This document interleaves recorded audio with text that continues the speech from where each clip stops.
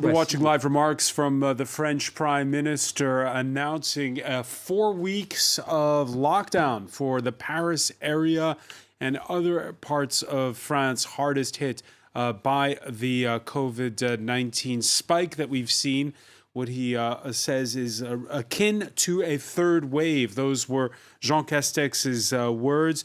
It won't be the same kind of lockdown as the one we saw 1 year ago. What with schools remaining open most notably and outdoor activities allowed. Here to talk about it with us is France 24's politics editor, Mark Perlman. We're also joined by epidemiologist Dr. Catherine Hill. Welcome back to the show. And columnist, political communications consultant, Philippe Moreau-Chevrolet, president of MCBG Consulting. Welcome to all of you.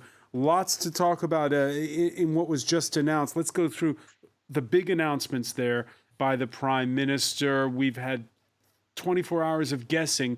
He's gone for the harder option, it seems. Well, that's not the way he presented it. He said we've gone for the third way. You had the first lockdown, national, tough lockdown, exactly a year ago. You had a softer lockdown in October, November, and he's framing this, presenting this as a kind of third way lockdown, but it's very, very similar to the second, softer lockdown we've had. Schools remain open. Most shops will close. The only big change is that outdoor activities will not be limited, that you can go out many hours if you just do outdoor within activities. A 10-kilometer radius. Within a 10-kilometer radius, which is big. And however, there won't be possibility unless you have a really good reason, a good serious or a family reason to travel from those areas, 16 departments, and you cannot go out of those areas because obviously the concern is that the situation we're having in ICU and hospitals, the Prime Minister was quite dramatic about it. They don't want it to spread to other more preserved, if I may use, areas of France right now. But clearly, this is at least what we're going to see for the next 4 weeks, because they know that what's decided today will only have an impact, if it has one, in 2 to 3 weeks. Dr. Catherine Hill, you heard the Prime Minister several times during that press conference talk up what he calls a territorial approach. This isn't a blanket national lockdown. Do you agree with that move? Oh, I don't think it's going to work. I think there are so many patients arriving, more and more patients arriving in intensive care units, and the system is already submerged, and that is not going to be enough. And localized intervention are really not very useful because people are going to move. Tomorrow they're going to leave Paris or Paris area, some of them, and they're going to go somewhere else. So the virus will continue to circulate. There's virus everywhere. And this business of doing things by regions is just not efficient at all. Will they be moving so much as in the past? What with schools remaining open, they're going to take their children out of school? Well, whoever, if they have very young kids, they're going to skip schools. You can't stay locked down in a small flat with young kids. It's just impossible. So they're going to run away. And anyway, I don't think people are going to be as obedient as they were in the first lockdown.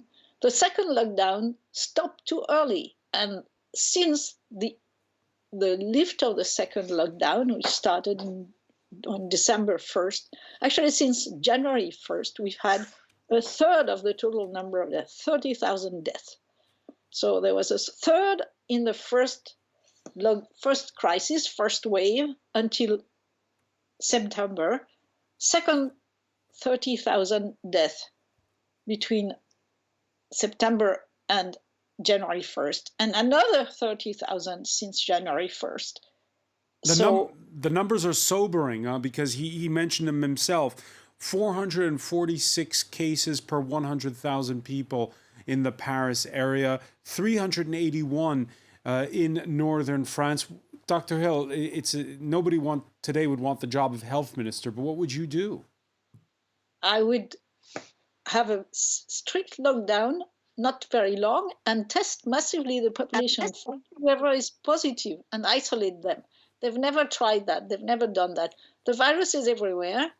And the numbers you are giving are just the tip of the iceberg, because those are the patients that have been tested and identified. But the total number of people who have had COVID-19 is much larger. It has been estimated that 17% of the population around, I don't remember exactly when, say March 1st, 17% of the population is 11 million, and the total number of cases identified by that time was about a third of that. So the numbers you are giving are just a third of the cases. So all right, let me bring in Philippe Moreau-Chevrolet, communications consultant and father of young children. What would you think about the Catherine Hill's medicine of having a stricter lockdown? I think I'm not sure that everyone got what the Prime Minister said, and the press will have a huge role in explaining the measures, because believe me, it was not that easy to understand. And what I get is that I can still put my kids to school, which is good for parents, but not good maybe for the spread of the virus. And I don't know if it has been tried, this strategy, before or elsewhere, to leave the schools open, but ask the parents to stay at home. Apparently, we are going to a full commercial lockdown like we have known in last March, with all the non-essential stores closed.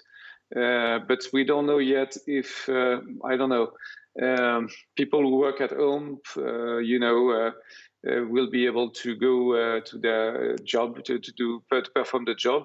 We don't know if the construction business will stop. We don't. Many details are missing, and we know that the companies are supposed to promote the remote work, but we don't know if it's not mandatory. So we don't know what it will change really.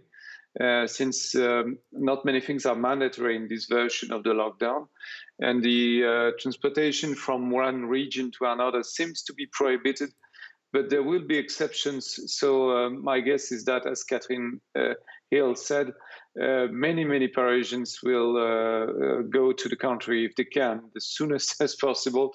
And if they have young kids, they will surely put them out of school and on leave, because it's not sustainable to stay in a small apartment, as you said, but also because the guess that everyone will have is that the 4 weeks that they plan to have for the lockdown, it will be extended, and that maybe at one point the schools would close, because obviously from a sanitary perspective, it makes no sense to keep the schools open, to leave the schools open. So it's well, I don't know. Yeah. All right, let me bring in on this. Let me bring in on this. Mark Perlman, also a dad. Sorry to drag your personal life into all of this, Mark. Your thoughts on that? You think that we're headed towards the closing of schools? Not for now. Clearly, this has been really something that the government, the president, have said they only want to do as a very last resort. They believe that maybe if there is one area where France did better than other countries, is maintaining schools open, making sure pupils continue to learn, and not only via Zoom. And and apparently the evidence shows that the virus is not spreading mostly in schools, but much more at work, much more in shops and other closed areas. And so this is right now the guess. But it's also because those who have kids remember the first lockdown as a nightmare, because they had to stay at home, tend to their kids, and work. And so basically, during the second lockdown, schools were open, and it allowed people... if you were underprivileged, you didn't have a country house to go to. Exactly. And so this is basically what they want to do. But the problem has been encouraging companies to ask their employees to stay home. And as the Prime Minister said, this has not been really implemented. And so they want people to stay at home at least 4 out of 5 days, and they want companies to essentially enforce this, but they cannot make it mandatory. So that's going to be the big problem. The only relief they gave to the French people is changing the national curfew, moving it from 6 p.m. to 7 p.m. That's maybe a bit of red meat, if I may use the expression, because they want to show the French that they're not just enforcing tough measures, but also giving them some releasing the pressure valve, and that switch from 6 to 7 p.m. corresponding with the switch in this country to daylight savings for the summer. Catherine Hill, let me ask you about this. One final word on this keeping schools open. It's a tough one, right? Because on the one hand, you heard Mark describe his ordeal from the spring. On the other, you have the fact that now, and it's been shown that the new strains are more contagious. And one study published in a British medical journal this week shows that British variant is more deadly. So therefore, should the schools be staying open or not? No, I think they should close the schools. The virus, jumps from one human being to another and doesn't care whether this human being is 5, 25, or 55, or 85. And so this business, the difference between the younger population and the older population is that the younger population so far had less symptoms and just was carrying the virus, contaminating around them, but it didn't have any effect themselves. So I think this business of leaving the school open is just a terrible mistake. But there's been so many mistakes, and this what Jean Castex said was totally not clear. Basically, they're very happy not to have a complete national lockdown. Well, a national lockdown is a mistake in itself. A national lockdown is the proof that the country failed completely in containing the circulation of the virus. So the situation is bad, the solution is no good, and the situation is going to get worse. In the UK, the number of those vaccinated has gone up, and that has been coupled with, at one point, there was a lockdown when it was at its worst, a circuit breaker lockdown. That happened nationally. Let me ask you, Dr. Hill, the latest numbers put forth by the Prime Minister, 8.5% of the population which has had its first jab of vaccine so far, and his prediction that by summertime, 2/3 of the adult population would be vaccinated. Your thoughts on those numbers? I think it's possible. The doses are arriving. They're going to be used. I mean, it was a stupid mistake to interrupt vaccination with AstraZeneca, but now apparently they're going to start over, so it's okay. The vaccine, the government has gambled that the vaccination would be the only issue, but in the meantime, many people are dying. The good news is that the mortality in the intensive care, in the nursing homes, has been going down very rapidly because of the vaccination. In mid-November, 200 people were dying in nursing homes per day, and now we are down to below 20. So this is a big, big improvement. People in nursing homes have been vaccinated, and they are protected, and they're not dying anymore. But in the meantime, the number of cases in intensive care units are arriving, and there are more people every day, and the system is going to break down soon. This is not tenable. And these measures that were extremely confusing that Castex announced are not going to make much difference, I think. Extremely confusing, Philippe Moreau-Chevrolet? Yes, it is. People are fed up, by the way, of getting new rules basically every day, or every week, if you want to be lenient. But it's a unique situation. We learn basically the rules. Philippe, in fairness on that point, new rules every week, isn't that normal when you're dealing with this completely unforeseen black swan moment that the planet is going through? Yes and no. Yes, if you don't have any clue at what you're doing and you don't have a strategy to speak of, yes. If you don't have a Right. strategy, then it's okay to change every day. If you've got a strategy, as well, it's the case in every country in Asia and in Oceania, with Australia, New Zealand.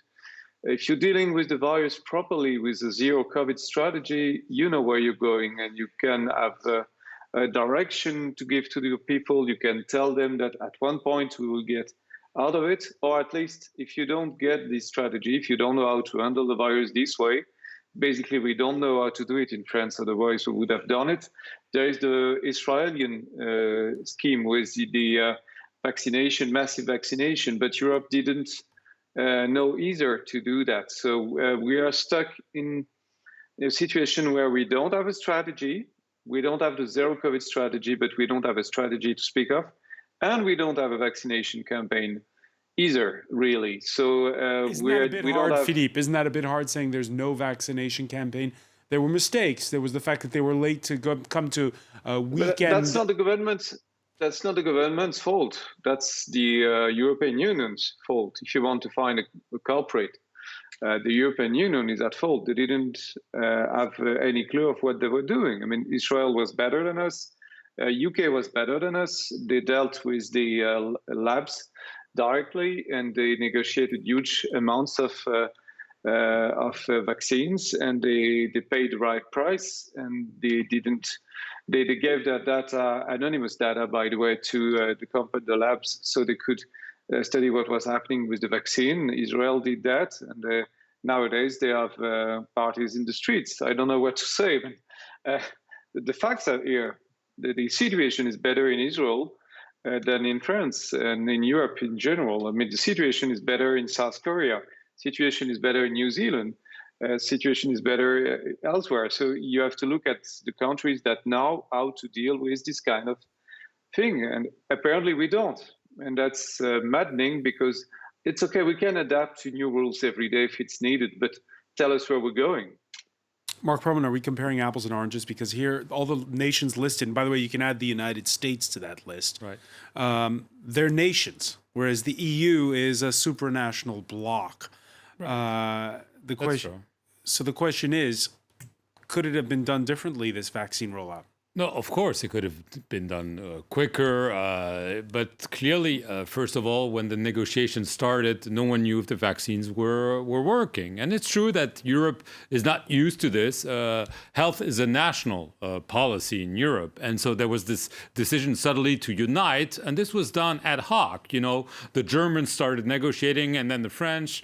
The Dutch came and say, oh, why don't we do this together? We'll get a better bargain. And they probably did get a bargain because, you know, on the other hand, if the vaccine didn't work and Europe would have spent 2 billion euros, people would have said, oh, you spent them for nothing. The problem is that they were late and they were not demanding enough in terms of the delivery, the supply, and basically now they're stuck because the pharmaceutical companies are saying, well, we're late, too bad for you. And the problem is that with the variants, you suddenly have an emergency that you also probably didn't have a few months ago, and clearly the Europe is in a very, very difficult position.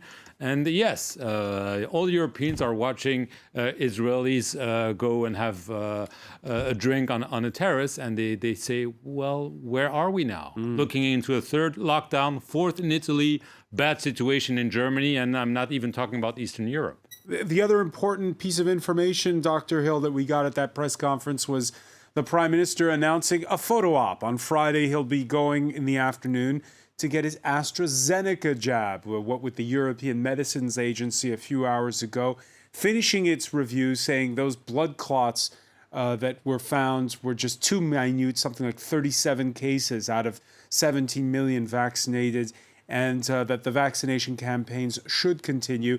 The French saying, we're going to go with that probably. And after a final green light, he'll be going tomorrow afternoon to get his jab.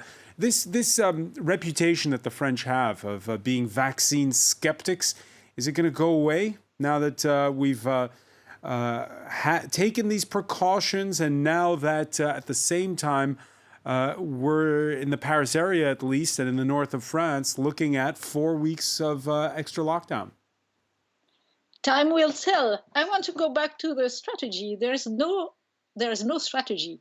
The French government has had no strategy to the start from the beginning. They just sort of devise their strategy as it goes, and they never had a clear vision of what was going on. And as far as vaccine skeptics are, I think this, I also would like to say that I'm not sure if the French government had had to negotiate for vaccines, they would have done better than the European Union, given that they have behaved not very cleverly since the beginning. I wouldn't trust them. I would be scared to think that they could have done, I don't think they could have done better. So vaccines are arriving at a rather slow but regular pace, and they are being used, the doses are being used as they come, and there are more people who want to be vaccinated today and next week than there are doses available. So and attitudes are changing? Yeah, obviously. And it will continue to change when people will realize that people are not dying in nursing homes anymore because they are vaccinated.